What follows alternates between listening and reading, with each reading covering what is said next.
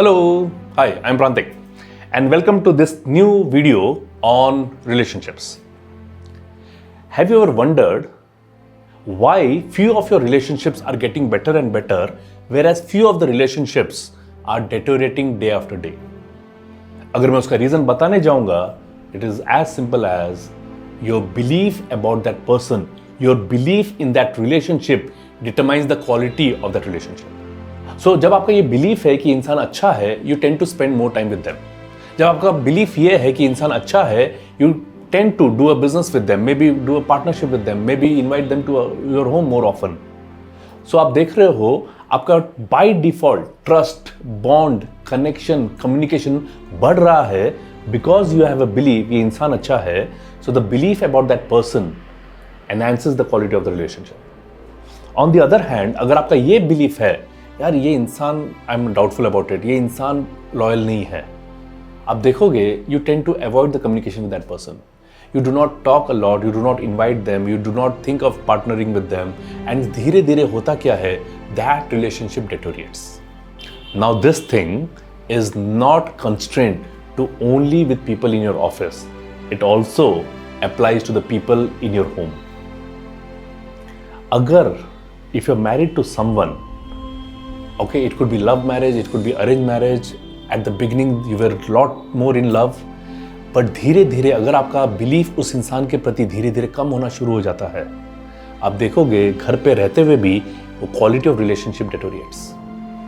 अगर बच्चों का आपके प्रति ये फीलिंग आने लगा है, no my parents don't understand me, my parents don't love me, they also tend to avoid you a lot, they also tend to be far away from you, and धीरे धीरे वो पेरेंट और child का relationship भी deteriorate होना शुरू हो जाता है. So the belief that you have about that person determines the quality of the relationship. मैं बार बार इसलिए रिपीट कर रहा हूँ because I want this to be ingrained inside of you. Now ऐसा अगर चीज़ है, so how do you overcome this, how do you overcome this challenge of yours? Okay, one simple thing, if it's about spouse, तो first find out, go back. If it's about spouse, तो I recommend go back. Go back, what made you fall in love with that person? जब आप पहली बार मिले थे, आपका observation क्या था? हर वो चीज़ उनके बारे में जो अच्छी थी, हर वो चीज़ जो करते थे आपको बड़ा अच्छा लगता था. There was no complaint about it. There was an expectation, but वो expectation उस हायर लेवल पे नहीं था. इस वजह से अगर एक हाथ दो एक्सपेक्टेशन पूरे भी नहीं हुए, you were able to forgive them and you were able to cope up with that failure. But धीरे धीरे हुआ क्या, the moment you got into a relationship, कुछ साल बीत गए, the moment one of the expectations wasn't fulfilled, you got stressed about it and you bombarded on it. And आपके mind में ये बिलीफ आने लगा, ये इंसान कभी भी ट्रस्टवर्दी नहीं है, ये इंसान अपने वादे कभी पूरे नहीं करता है, ये इंसान एनिवर्सरी याद नहीं रख सकता है, मेरा बर्थडे याद नहीं रख सकता है. धीरे धीरे धीरे धीरे the relationship starts to drift apart. धीरे धीरे धीरे धीरे that relationship falls apart. One of my coaching client, जब वो मुझसे बात कर रही थी, she was facing the same challenge. और जब वो challenge face कर रही थी, तो वो बार बार बोल रही थी, my husband doesn't love me anymore because he does not remember our anniversary and birthday. मेरा बर्थडे पे, मेरा 2 दिन पहले मेरा बर्थडे था, उसने मुझे विश नहीं किया है, and I think my husband does not love me anymore. So you can just imagine कि उनका ये belief हो गया था कि the husband does not love me anymore, and that's why she was upset about it. And I just asked to reframe. Can you reframe the entire statement? Like कैसे?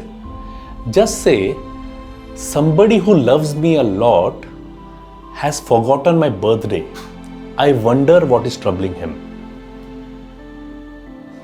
और जैसे ही उन्होंने reframe किया, the first dialogue क्या बोलने बोला? Somebody who loves me, यानी कि जो बिलीव था कि my husband does not love me anymore, सबसे पहले मैंने वो क्रैक किया. Somebody who loves me has forgotten my birthday, because forgetting birthday is the fact. But वो जो बिलीफ है कि my husband does not love me was just a belief. So I cracked the belief. Somebody who loves me has forgotten my birthday. I wonder what is troubling him. Now the whole thing is, it gives you a way of communicating with that person. क्या हुआ हमारे रिश्ते में जिस वजह से मेरा birthday भूल गए हो और हम एक दूसरे से ठीक से बात नहीं कर रहे हैं.